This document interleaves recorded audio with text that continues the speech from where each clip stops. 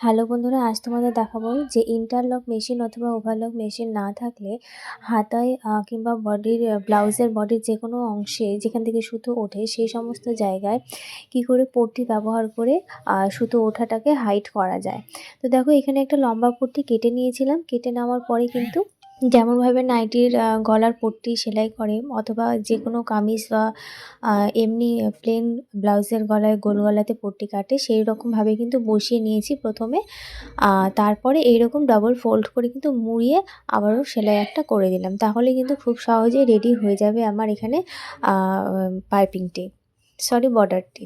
যাদের কাছে আমার মতো ইন্টারলক মেশিন বা ওভারলক মেশিন নেই তারা কিন্তু খুব সহজেই এইরকমভাবে সেলাই করতেই পারো। তাহলে কিন্তু খুব ভালো ফিনিশিং হয় আর কাস্টমারের মনও কিন্তু খুব ভালো থাকে।